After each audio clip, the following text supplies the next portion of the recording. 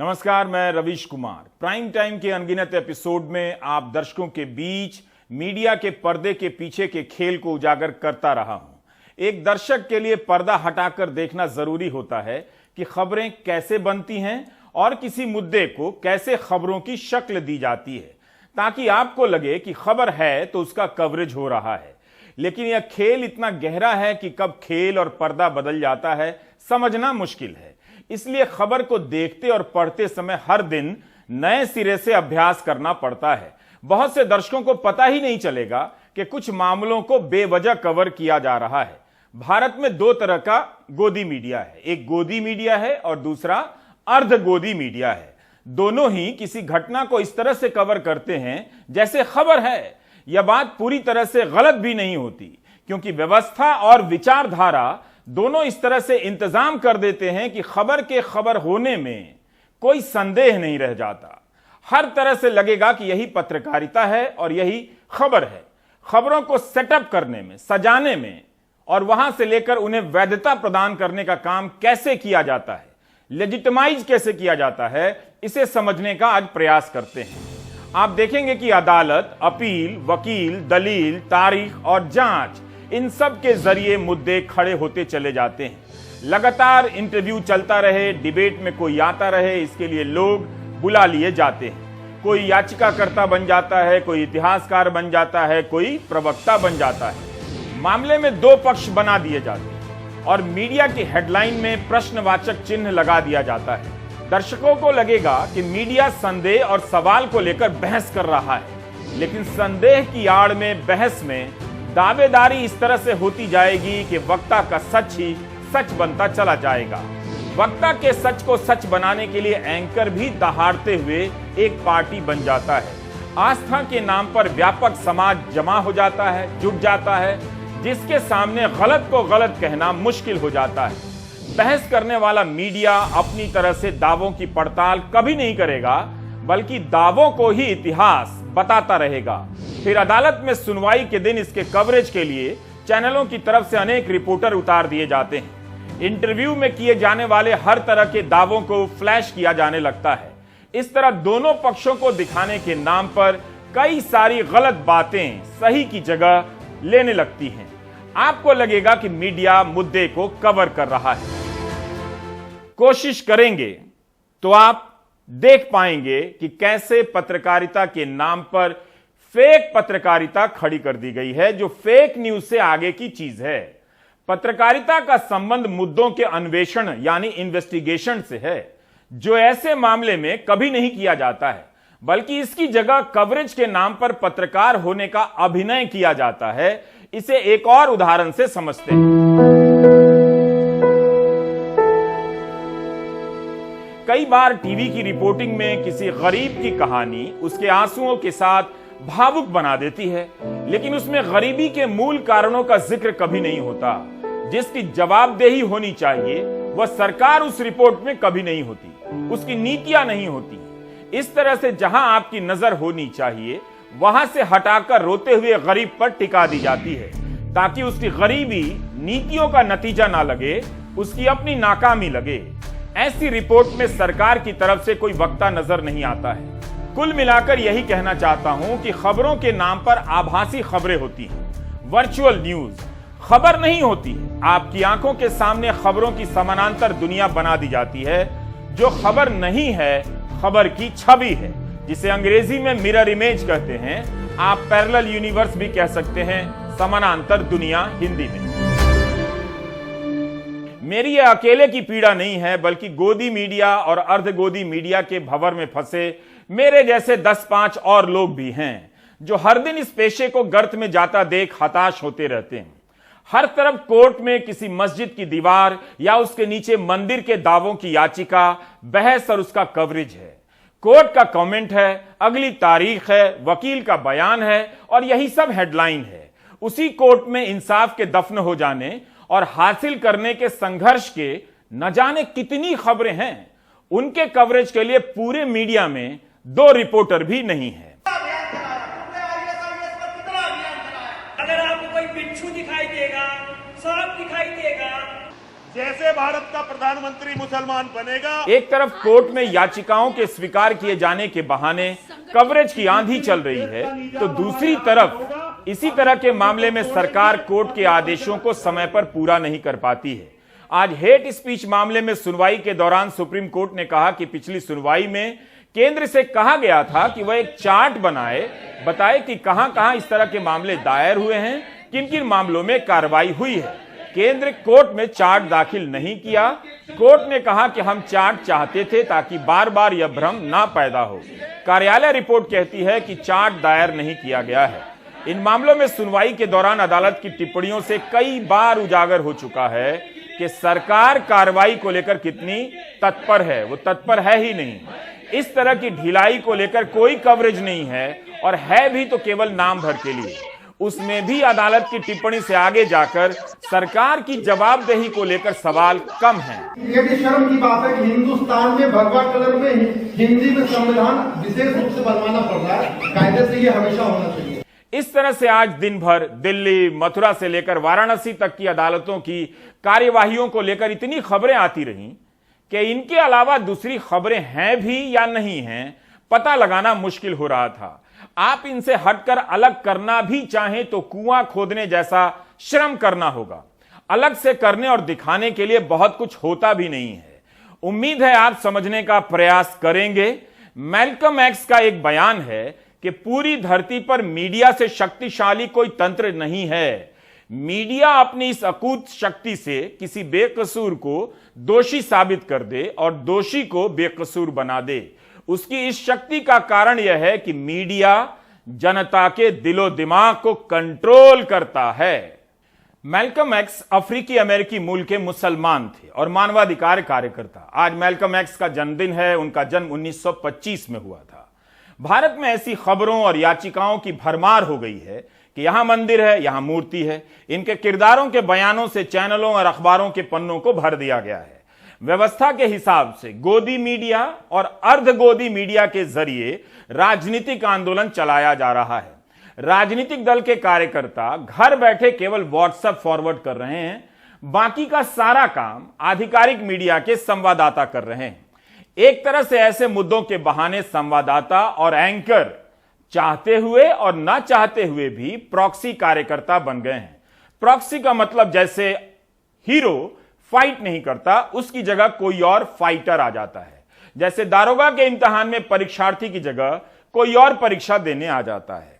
महंगाई से पीड़ित समाज महंगाई से पीड़ित है या मस्जिद में मंदिर मिलने के किस्सों में डूबा जश्न मना रहा है।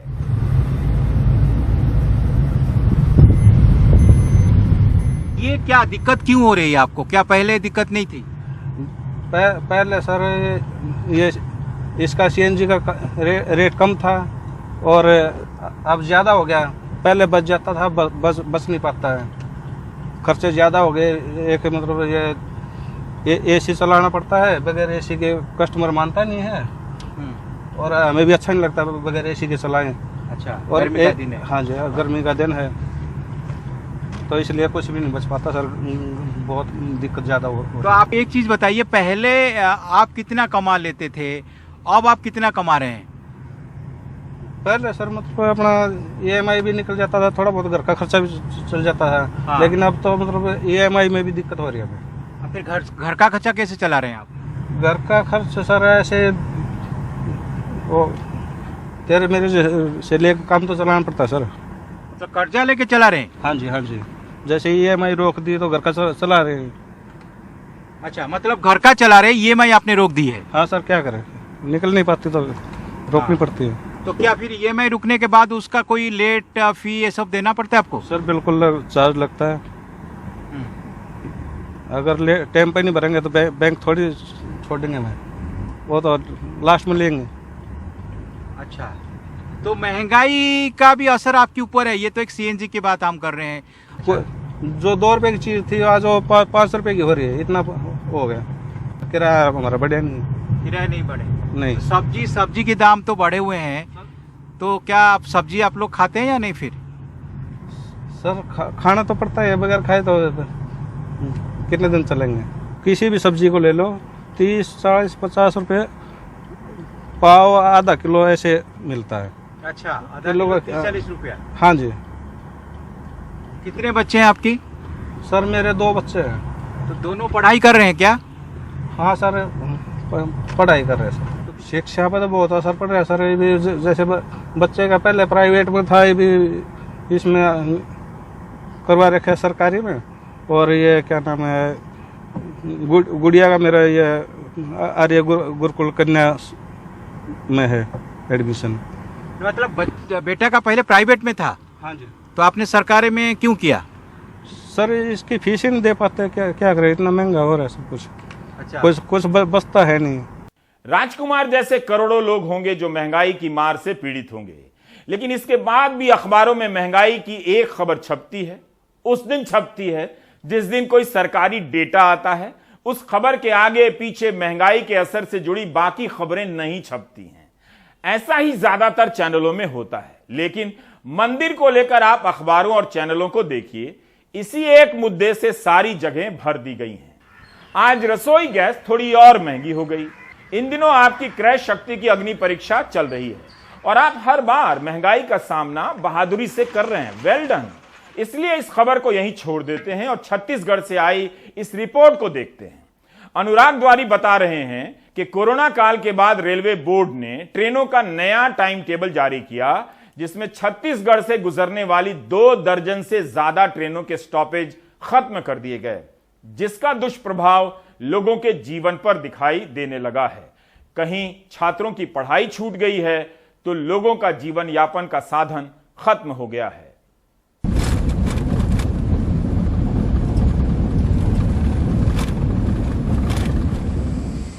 अमित यादव बिलासपुर में बीए सेकेंड ईयर के छात्र थे। अपने घर बिलगहना रोड से रोज बिलासपुर में अपने कॉलेज जाते थे।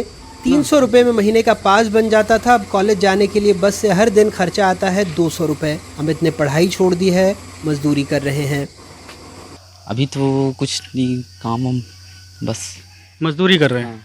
अच्छा, इसके पहले क्या कर रहे थे? पढ़ाई करता था। किस क्लास में? Second year. तो पढ़ाई क्यों छोड़ दी? ट्रेन ना चलने के कारण। बिलगहना में अमित जैसे कई छात्र हैं। कई हेमन बाई जैसे हेमन ट्रेन में फल बेचती थी। अब ट्रेन रुकती नहीं, रोजी खत्म हो गई। अब तो गाड़ी बंद होता है, एको पैसा कमाई नहीं होते। 200 किराया बस एक होते तो 250 काम करा था। 200 बस वाला देता, 50 में निकल जी आवा था, वो नहीं हुआ थे 50 में। बिल्हा के नानक रेलवानी धान और दाल मिल चलाते हैं। 30 लोगों का स्टाफ था। ट्रेन बंद है, कारोबार मंदा। 115 लोगों से काम चला रहे हैं क्योंकि श्रमिकों को कारखाने तक लाने का खर्च भी नहीं निकल रहा। तो लेबर बोलते हैं हमको गाड़ी भेजो, ट्रेन भेजो। अब एक गाड़ी भेजते हैं तो हमको 2000 रुपये लगता है, जिसमें 4 लेबर आते हैं। जबकि वो 10 रुपये प्रतिदिन उनको लगता था, तो अब वो काम 300 में हो जाता था, अभी 2000 में होता है। हमने क्या किया भाई, लेबर को कौन रोज लाएगा पहुंचाएगा। आर्थिक ज़्यादा मार पड़ रही थी, हमने लेबर आधे कर दिए, 30 से उनको 15 कर दिए। छत्तीसगढ़ में ट्रेन स्टॉपेज बंद होने का विरोध शुरू हो गया है। रेलवे जोन संघर्ष समिति का कहना है कि पूरे देश से 6800 स्टॉपेज खत्म हुए हैं, जिसमें छत्तीसगढ़ के 200 स्टॉपेज हैं। हमारे द्वारा रेल रोको आंदोलन किया गया। रेलवे प्रशासन ने हमारे ऊपर बल प्रयोग किया और जिसमें कम से कम 3000 व्यक्तियों की उपस्थिति थी, परंतु मात्र 8 लोगों के ऊपर हमारे ऊपर FIR दर्ज की गई और 1,08,000 रुपये का हमारे ऊपर जुर्माना ठोका गया है। आने के लिए साधन नहीं है, आम आदमी नहीं आ पा रहा है, बीमार व्यक्ति नहीं पहुंच पा रहा है, लेबर नहीं पहुंच पा रहा है, दूध सब्जी फल व्यापार सब कुछ चौपट हो गया है। स्थिति इतनी खराब है कि पढ़ने के लिए विद्यार्थी नहीं आ पा रहे हैं। उधर रेलवे का साफ कहना है टिकटों की बिक्री नहीं तो ट्रेन नहीं। कोयले के लिए गाड़ी रद्द करने को भी वो जायज़ ठहरा रहे हैं। जहाँ पर टिकट अधिक नहीं सेल हो रहे थे या जहाँ पर जितनी टिकट सेल होनी चाहिए थी उतने फुटफॉल नहीं थे, टिकट नहीं सेल हो रहे थे, इस कारण और यात्रियों की संख्या भी वहाँ कम थी, इस वजह से वहाँ ट्रेनों का स्टॉपेज बंद किया। कम यात्रियों का हवाला देकर रेलवे बोर्ड ने छत्तीसगढ़ से गुजरने वाली ट्रेनों के 200 से ज़्यादा स्टॉपेज को खत्म कर दिया, जिसकी वजह से स्थानीय छात्रों को अपनी पढ़ाई बीच में ही छोड़नी पड़ी है। वहीं व्यापार कम होने की वजह से स्थानीय लोग पलायन करने को मजबूर हो गए हैं। रायपुर से जुल्फिकार अली, NDTV इंडिया के लिए। बेरोजगारी से संबंधित एक पॉजिटिव न्यूज है। ऑस्ट्रेलिया भी उसी ग्लोब का हिस्सा है जो इन दिनों ग्लोबल संकट से जूझ रहा है, लेकिन वहां बेरोजगारी 50 साल में सबसे कम हो गई। ऑस्ट्रेलिया के कई अखबारों में यह खबर छपी है कि बेरोजगारी की दर में ऐतिहासिक गिरावट आई है। ऑस्ट्रेलिया के ब्यूरो ऑफ स्टैटिस्टिक्स के अनुसार पिछले महीने बेरोजगारी की दर 3.9% हो गई। 1974 में बेरोजगारी की दर 2.74% थी, उसके बाद 3.9% का नंबर आता है। यह भी देखा जा रहा है कि पिछले महीने पक्की नौकरी की संख्या बढ़ी है और कच्ची नौकरी की संख्या में भारी गिरावट आई है। यह बड़ा बदलाव आया है। भारत में अच्छी बात यह है कि यहां के युवाओं को इससे बहुत ज्यादा मतलब नहीं है। अगर आप व्हाट्सएप यूनिवर्सिटी में लोगों की सक्रियता को देखें तो भारत में कोई भी बेरोजगार नहीं मिलेगा। यह मजाक है, लेकिन केवल मजाक नहीं।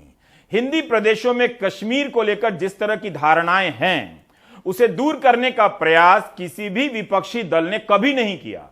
ऐसा करने के लिए उन्हें मेहनत करनी पड़ती, पढ़ना पड़ता, कश्मीर के सवालों को समझना पड़ता और हिंदी प्रदेशों के मन में जो सवाल हैं उसे भी समझना पड़ता और जवाब देना पड़ता, तभी जाकर आप लोगों से संवाद कर पाते।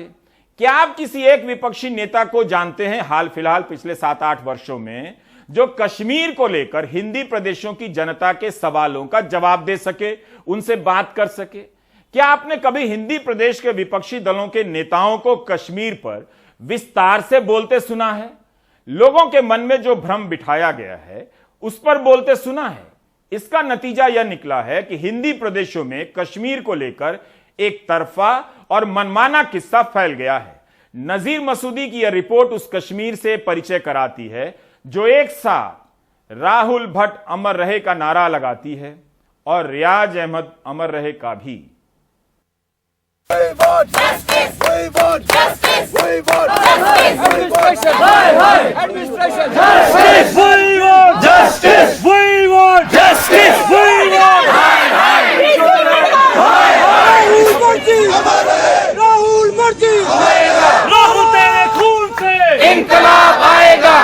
बड़गाम जिले में एक मजिस्ट्रेट कार्यालय के अंदर राहुल भट्ट की हत्या के बाद से कश्मीरी पंडित प्रदर्शन कर रहे हैं। उनकी मांग है कि कश्मीरी पंडितों को कश्मीर घाटी के बाहर सुरक्षित स्थानों पर ट्रांसफर किया जाए और वहीं बसाया जाए। 36 साल के राहुल भट्ट तहसील कार्यालय में क्लर्क थे। आतंकवादियों ने काम करने की मेज पर ही राहुल को गोली मार दी, जिससे घाटी में रहने वाले 4000 से अधिक कश्मीरी पंडित सदमे में हैं। ये वो कश्मीरी पंडित हैं जो प्रवासी पंडितों के लिए प्रधानमंत्री विशेष रोजगार पैकेज के हिस्से के रूप में घाटी लौट कर आए हैं। राहुल भट्ट की हत्या के बाद कश्मीरी पंडित अब एक ही सवाल पूछ रहे हैं। जब एक कश्मीरी पंडित मजिस्ट्रेट कार्यालय के अंदर सुरक्षित नहीं है, तो वो घाटी में कहां सुरक्षित रह पाएगा? 12 को हमारे भाई राहुल भट्ट की किलिंग कर दी गई थी, जो एक टारगेट किलिंग थी, और वो भी तहसील ऑफिस में, जो ऑफिस थोड़ा सा सिक्योर माना जाता है, जहाँ एसडीएम भी बैठते हैं, वहाँ गार्ड्स भी होंगे ऑब्वियसली। तो जब एक सेफ एंड सिक्योर ऑफिस में किसी की टारगेट किलिंग होती है, उनकी चेयर पे जाके उनको मार दिया जाता है, तो हम जैसे एम्प्लॉइज तो सेफ नहीं है। तो इसलिए हमारी डिमांड्स बहुत सिंपल 2-3 डिमांड्स है, क्योंकि हम सेफ फील नहीं कर रहे हैं। जॉब तो कर रहे हैं, बट जीने का हक हमको शायद नहीं मिल रहा है यहाँ पे। पुलिस और प्रशासन विरोध कर रहे कश्मीरी पंडितों को ये समझाने की पूरी कोशिश कर रहे हैं कि वो आतंकवादियों से न डरें और घाटी न छोड़ें, क्योंकि पाकिस्तान और आतंकवादी ठीक यही हासिल करना चाहते हैं। कश्मीर के आईजीपी विजय कुमार पंडितों से कह रहे हैं कि अगले 1 साल के अंदर आतंकवाद समाप्त हो जाएगा और वो हथियार प्रशिक्षण और कश्मीरी पंडितों को हथियार देने के लिए भी तैयार हैं।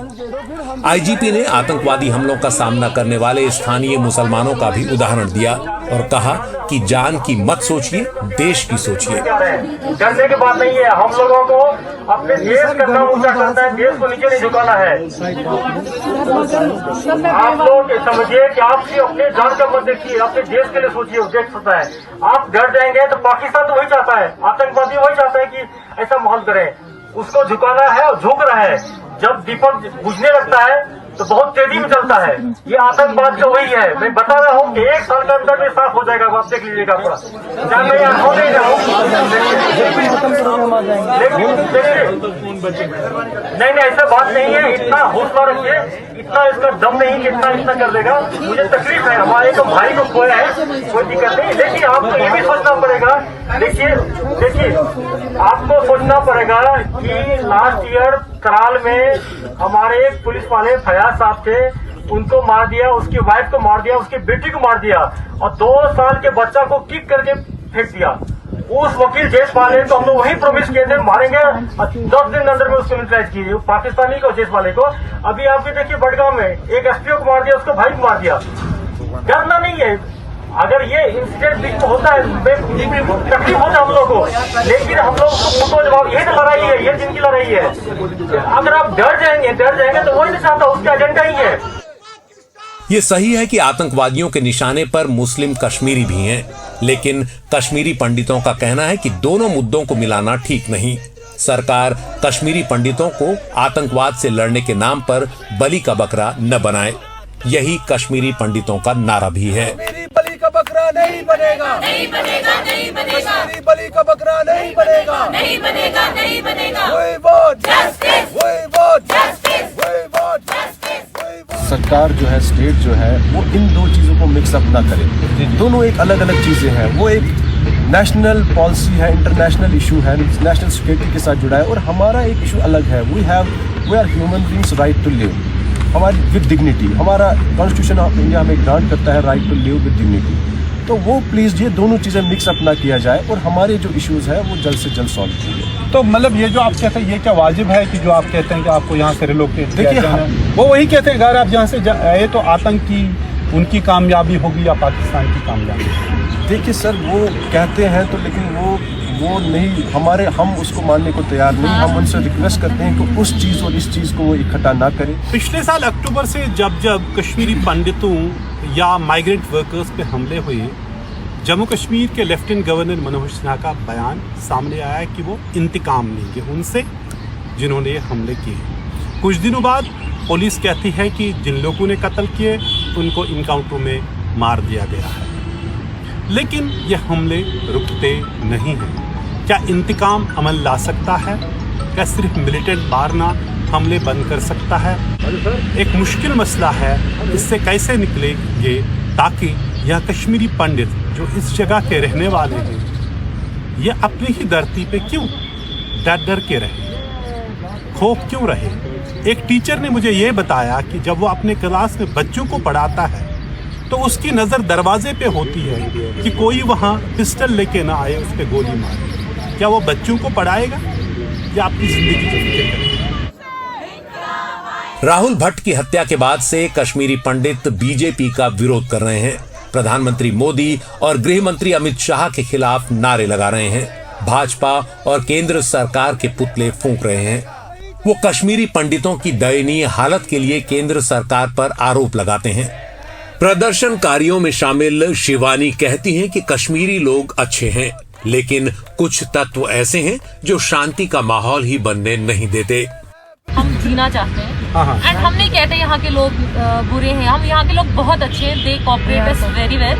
बट द प्रॉब्लम इज शायद कोई ऐसे एलिमेंट्स भी हैं जो शायद ये नहीं चाहते कि यहाँ एक पीसफुल एनवायरनमेंट रहे, हमेशा के लिए क्रिएट रहे।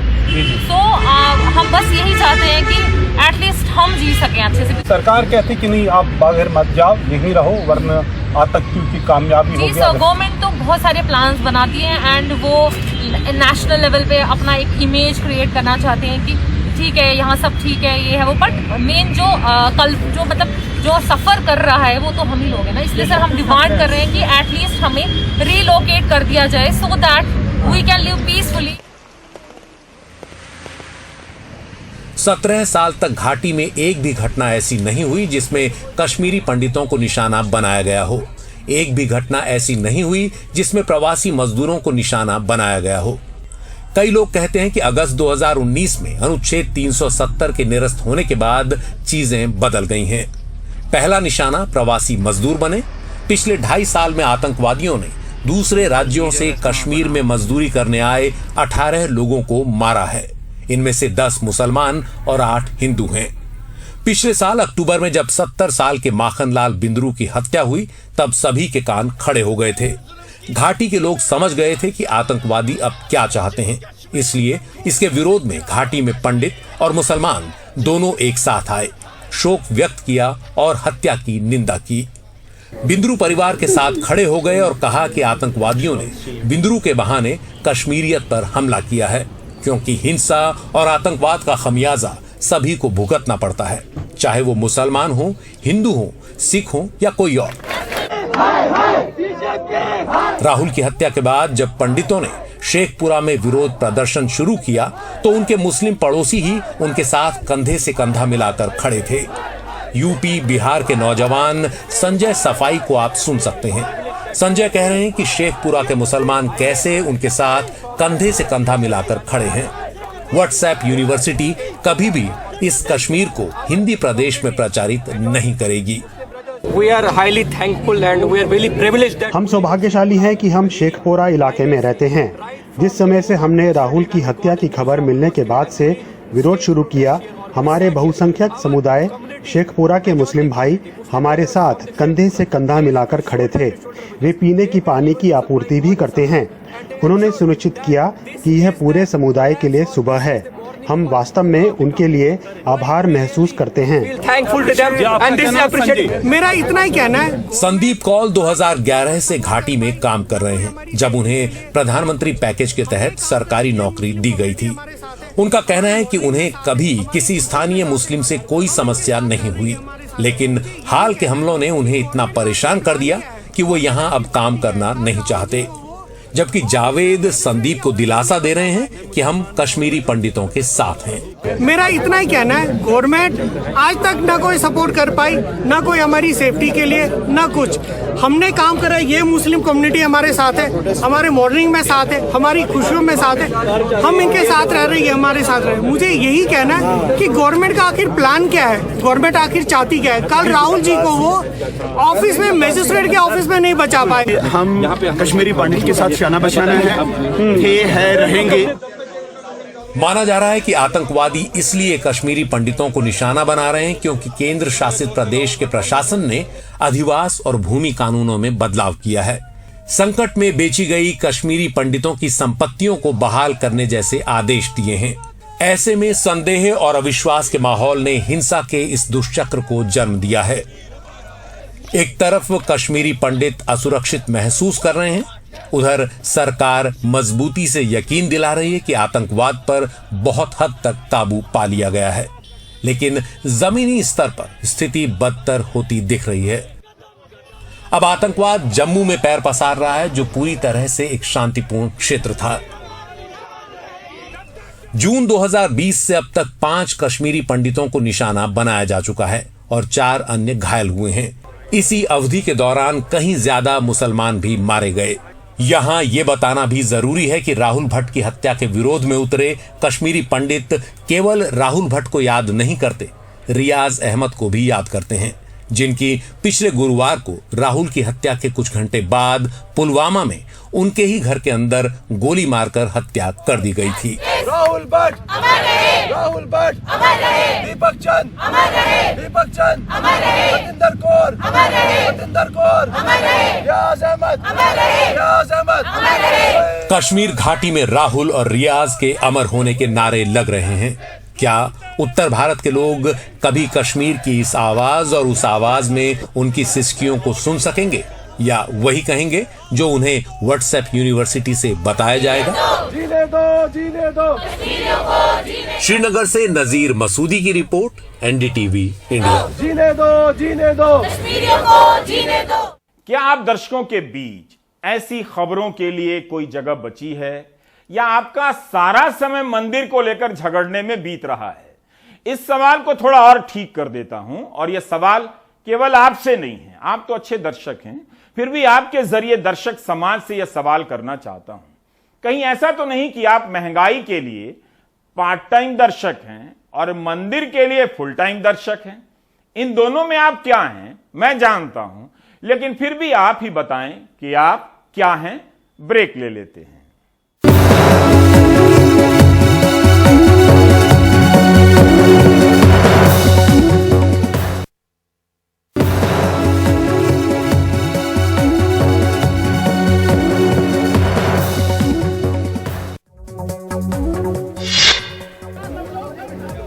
पंजाब कांग्रेस के वरिष्ठ नेता नवजोत सिंह सिद्धू को सुप्रीम कोर्ट ने रोड रेज के 34 साल पुराने मामले में साल भर सश्रम जेल की सजा सुनाई है। 1988 में नवजोत सिद्धू ने पार्किंग के एक झगड़े में अपने दोस्त के साथ 64 साल के एक बुजुर्ग गुरनाम सिंह की पिटाई की थी, जिसके बाद उनकी मौत हो गई। 1999 में निचली अदालत ने सिद्धू को बरी कर दिया, लेकिन पंजाब हरियाणा हाई कोर्ट ने 2006 में उन्हें 3 साल की सजा सुनाई। सिद्धू ने इसके खिलाफ सुप्रीम कोर्ट में अपील की। सुप्रीम कोर्ट ने उन्हें लापरवाही से मौत का दोषी मानते हुए 2018 में बस 1000 रुपए जुर्माना लगाकर छोड़ दिया था, लेकिन समीक्षा याचिका में सुप्रीम कोर्ट ने अपना फैसला बदला और 1 साल सश्रम कारावास की सजा सुनाई है। ज्ञानवापी मस्जिद सर्वे की रिपोर्ट गुरुवार सुबह आधिकारिक तौर पर वाराणसी की कोर्ट में दाखिल कर दी गई। रिपोर्ट मुख्य कोर्ट कमिश्नर विशाल सिंह ने दाखिल की। हालांकि इस सर्वे रिपोर्ट का ब्यौरा भी दाखिल होने के बाद लीक हो गया। रिपोर्ट के मुताबिक मस्जिद के भीतर खंभों के तौर पर और दीवारों पर कई हिंदू प्रतीक उकेरे हुए मिले हैं। इनमें एक गोलाकार आकृति भी मिली है जो हिंदू पक्ष के मुताबिक शिवलिंग है, जबकि मस्जिद का पक्ष इसे फव्वारा बता रहा है। इससे पहले सुप्रीम कोर्ट ने इस मामले की वाराणसी कोर्ट में सुनवाई पर फिलहाल रोक लगा दी। शुक्रवार को सुप्रीम कोर्ट में ज्ञानवापी मामले की सुनवाई होगी। खाना पकाना अब और महंगा हो गया है। गैर सब्सिडी वाले घरेलू एलपीजी सिलेंडर की कीमत 1000 रुपए की सीमा पार कर गई है। गुरुवार को तेल कंपनियों ने घरेलू रसोई गैस सिलेंडर की कीमत में इस साल तीसरी बार बढ़ोतरी का ऐलान कर दिया। इस बार 3.5 रुपए दाम बढ़ाए गए। 7 मई को ही कीमत 50 रुपए प्रति सिलेंडर बढ़ाई गई थी। पिछले 1 साल में घरेलू रसोई गैस की कीमत 7 बार बढ़ाई जा चुकी है। आप देख रहे थे प्राइम टाइम। नमस्कार।